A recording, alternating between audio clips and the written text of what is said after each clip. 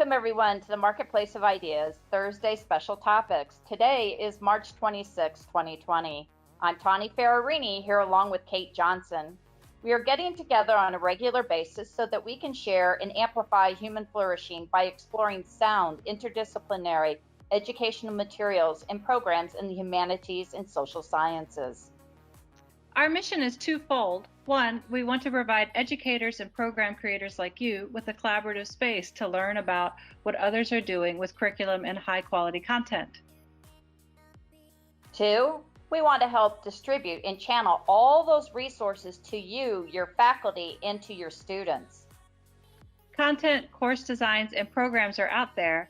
They're well developed and widely available. However, that landscape is fragmented. Our hope is that meetings like this today will continue to help you identify great resources, and you will continue to connect with others outside of formal channels to make our shared passion of better learning opportunities a reality. Thank you for joining us and continuing to co-create with Tani and me in what we're calling the Marketplace of Ideas.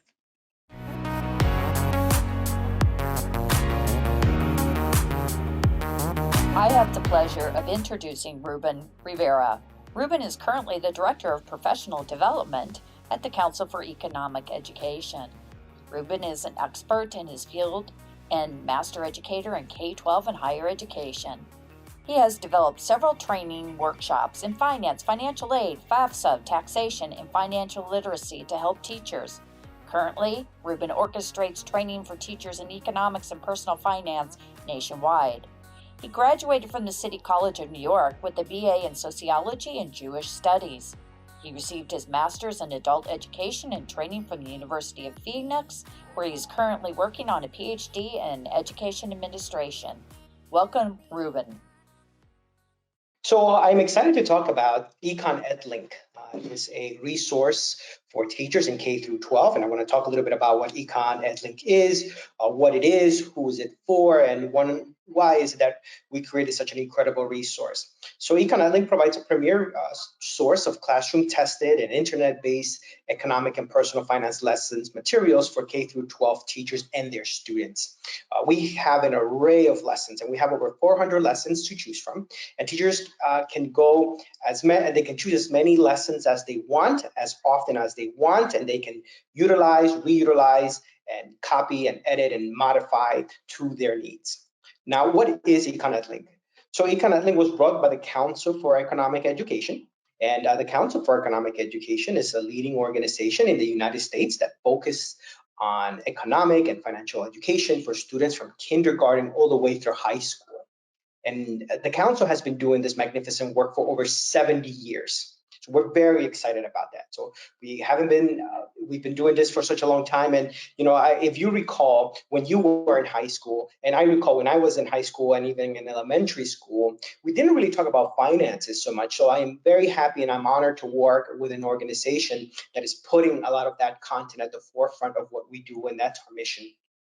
Now, what is EconEdLink? So EconEdLink is an internet-based lessons, and you find these, they're targeted again for K through 12 teachers and their students. And many of the lessons that we're going to explore, we're going to see today, include teacher versions. So it's interesting because you're going to be able to not only see the teacher version of lessons and resources, but you're also going to be able to see student versions of that. Each of the lessons are designed and delivered by an array of master teachers, and a lot of our authors, they are authors that are not only nationwide recognized, but they also have tons of publications. And we're going to tap a little bit into what EconEdLink is today. So the first thing that I want to pay your attention to is the address of our EconEdLink website, and that is econedlink.org. So that's econedlink.org. And once you go into econedlink.org, you're going to come into our main page. Today, we're going to focus on two particular areas. And I think given the nature of what's happening right now with COVID-19, I primarily live here in New York City, and this is the epicenter right now of the nation. And in the last 2 weeks, our teachers and our educators in K through 12, we've had to learn how to adapt and how to be flexible to online education and online modalities right now. So we're taking all of the content that we traditionally would do in the classrooms, and now we have to translate them over to an online platform. So I'm going to focus a little bit on EdTech Tools today. I'm going to talk a little about how you can maximize the resources that EconEdLink has, and how you're going to be able to facilitate your education right now for students as you're doing online learning. So there's two areas that we're going to focus on. The first one is classroom resources, and then the next one is going to be professional development. So I'm going to just browse through the website a little bit just so I can give you a better understanding as to what we offer and how to navigate this platform, because there is an abundance of resources. But the goal is to give an introduction so you can feel comfortable, so the audience can feel comfortable how to navigate, how to look for resources. So one of the main sections that we see here is browse lessons, tools, and videos by grade. Now, if you're a teacher that is teaching K through second grade, you would click on the grades K through the second grade, grades 3 to 5th, grades 6 through 8th, grades 9 through 12, or you can browse through all the grades and all the materials that we're going to see. We also have collections. Now, what collections are, let's say that you want to talk a little bit about math in the real world. You see that once you click on this collection, you're going to find 33 resources. And we're going to explore a little bit as to what the resources are and how you can navigate through those resources. We have feature resources. So these are called lesson cards. And when you look at our lesson cards, each card has a grade, specific grade area on top. So obviously this particular lesson card is for grades 9 through 12. You're going to find the title of that resource or the title of that lesson. And the title of that lesson is Money Management, Budgeting, and Video Quiz. You're going to find a brief description here. It's about 130 characters. Just to kind of give you a quick summary of what this lesson is all about. So for example, this particular lesson is a personal finance video. Students will learn how to budget and manage their money and play a Kahoot game.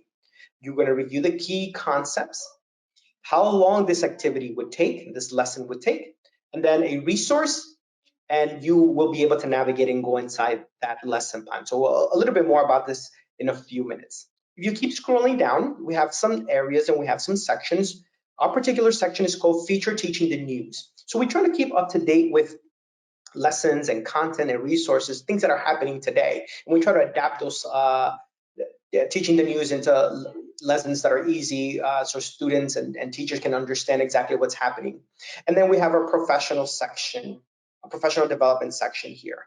We have on-demand webinars, we have a video library, we have different tools, and we have some advice. And we're going to explore these advice in a bit. So I'm really excited to show the audience and to navigate how we're going to be able to explore and maximize our time together. And as a teacher, I know how important it is to lesson plan, and I know how much time that takes.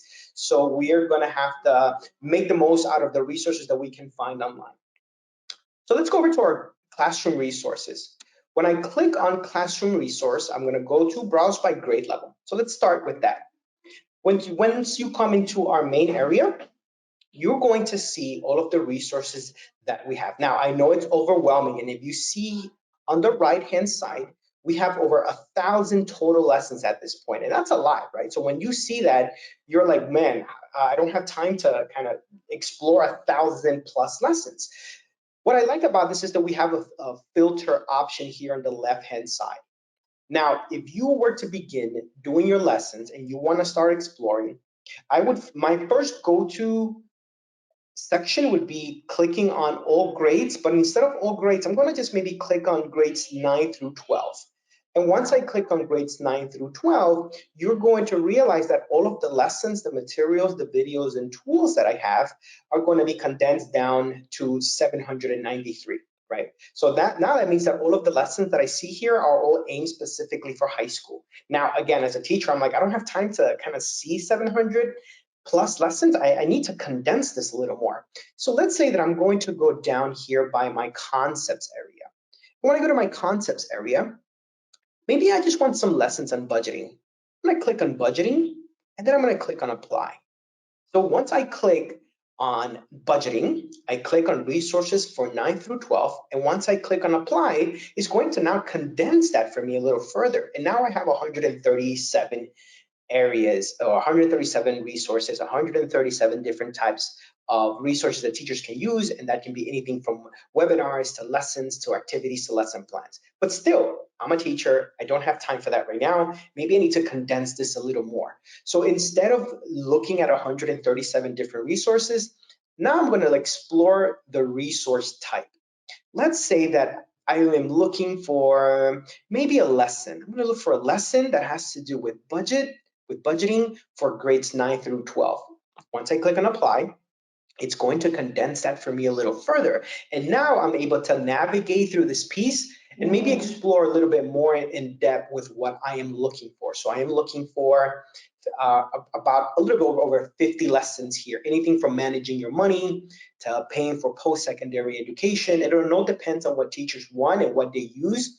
Now, what I like about this particular area and this particular section is that once I click on my lesson card, I'm going to see this lesson. Once I click on see the lesson, it's going to take me right into the lesson and activity and all the cool features and all the cool descriptions and all the amazing resources that we're going to have here. So for example, we are going to have again the grade that this lesson is for, the title of the lesson. Now this should be about a 90-minute lesson, but as educators, we all know, I was in a classroom a few years ago, and we all know that our classroom structure and our classroom dynamic with students can vary, right? So if you have any type of SPED students, or if you have special education students, or if you have multi-language learners, that 90-minute lesson can really be maybe 2 days or maybe a week. It all depends, the pace of your students. So we see the objective. So in this particular lesson, students will identify and explain the meaning of key budgeting terms, such as disposable income, family budget, variable expense, fixed expense, balanced budget, and net worth. So you have all of your objectives here nicely identified for you. We have some book information. If we do have additional resources, this is our main publication, the Financial Fitness for Life. There's more on that. I'll talk a little bit about that, and then a brief description of what this lesson is. Now, at the bottom of every single lesson, you have resources. Now, when we click on resources, we're going to be able to view those resources, and it's going to take us to some of our incredible EdTech tools that we have. So some of our lessons do have EdTech tools already attached to them. So I encourage everyone to browse through that. And I'm going to talk a little bit during our professional development piece on how to navigate and how to use those EdTech tools. We had a wonderful EdTech series and an EdTech Google Classroom webinar this past Monday, where one of our master teachers showed the audience how to navigate Google Classrooms, and I'll touch base a little bit about on that in a bit. So this is how to navigate the resource section a little bit more in depth. There's hundreds of lessons here. There's tons of resources. I encourage everyone to use it. Now I'm going to go back into my classroom resource, and now we're going to view a little bit the collections piece. Now, what I like about the collections piece is that if you have a general topic, or if you have something that you want to talk about, or a little bit that you want to just dive into, our collections kind of summarizes all the resources that we have for you and puts them in a collections piece. So for example, if I want to look at maybe resources with economics and children's literature, I'm going to click C15 resources, and you're going to tell that we've already compiled these resources for you. So once I click on them, it's going to take me directly to the collections section, and it's going to kind of give me a summary with all the lessons regarding children's literature. And anything from a lesson to maybe some videos and some activities, everything can be found here. Now, this is our main resource center for teachers. Again, this is the classroom resource section on EconEdLink. Please navigate this. There's hundreds of lessons, anything from activities to different concepts. It's up to you. Again, utilize this at your convenience. Now, let's pivot a little bit to our professional development section. Now, what I enjoy the most about the Council for Economic Education is that we put a lot of professional development content out there. We do webinars about once or twice a week, and we try to do our professional development based on things that we know are important. For example, this past couple of weeks, we've been doing a lot of EdTech webinars just because we know how important it is to be able to support teachers during this time. And as they're trying to navigate with student attendance, with student participation, putting on their lessons in an online platform, we want to try to support teachers as much as possible. So this is our professional development area. And the Council for Economic Education will offer training at no cost to all the teachers. And the best part about it is that if you watch one of our professional development webinars for at least 45 minutes, you receive a certificate of completion. Now, what's cool about this is that, for example, if you live in New York or you teach in New York, we can obviously provide CTLE and CEU units towards your professional development. Hours of completion, and our teachers here in New York, we need 100 hours every year. So you can watch these professional development videos while doing and earning CTLE and CEU units. And I think that's a great incentive for teachers. So let's just navigate through one of our overview. Let's look at some of the webinars that we've already had and some of the ones that are upcoming. So for example, we have a webinar that's coming up next Tuesday, March 31st. This webinar is for teachers in 9 through 12, and this is tech-based formative assessments for economics and personal finance. Now, Theodore Opderbeck, he's one of our Sloan champions. He's a master teacher. He's going to be doing this webinar, and he's going to help us collect a series of EdTech tools that already exist and how to conduct formative assessments to students in economics and personal finance. So anything that's upcoming, you can register for. And it's very easy. So if you go to the upcoming webinars section, you're going to examine this real cool calendar, and we've just redesigned this. So what I love about this is that you're going to be able to see all of the upcoming webinars, the webinars that have previously already happened. And if you click on them, it'll give you again a title of the webinar that's happening tonight. We have the Understanding Fiscal Responsibility, Civics Lessons Revision, and this one is with Amanda Stegelbauer. And once you click on the webinar, you can register for it. And again, the webinars are free. They're at no cost to you. And it'll give you the objectives. It'll give you a description. And then within 24 hours, you will be able to receive your certificate of completion. Now, here's another cool thing about our professional development. Let's say we have our on-demand webinars. Our on-demand webinars are webinars that have already happened and webinars that we've already done and conducted in the past. And once we click on those, you can view the webinars. And once you view the webinars, you'll be able to watch the webinars as many times as possible. Now, if you notice, in order for you to kind of unlock all of the features and for you to be able to gain full access to our materials, all you need to do is just become a member. And to become a member is very easy. It's free. It's a single sign-on procedure. You only have to sign in and log in once. And once you log in once, you'll be able to have access to all of our content. Again, the lessons are already free, but if you want the professional development, all you got to do is just become a member, and it's that easy. You click on play, and our site will record your viewing time, and once you complete your viewing time, your certificate of completion will be done. Now, if you check this out, within 24 hours of a webinar, all of the resources from that webinar will be available the next day. So if one of our master teachers is doing a webinar on whatever topic, all of those resources will be available. Either it'll be a PDF, it'll be Microsoft Word documents, it will be slides, it will be the presentation, the PowerPoint, all of those things you'll find here. This particular webinar, Andrew Menfee, who was our master teacher and did the transferring lessons to Google Classroom, he included a 15-slide PDF, and you'll be able to gain access to all of that. So these are really neat features that you can get once you become a member and once you register for all of the upcoming webinars. Now, lastly, I just want to kind of just promote this particular piece. We did a wonderful job these last couple of months putting together a collections of EdTech tools.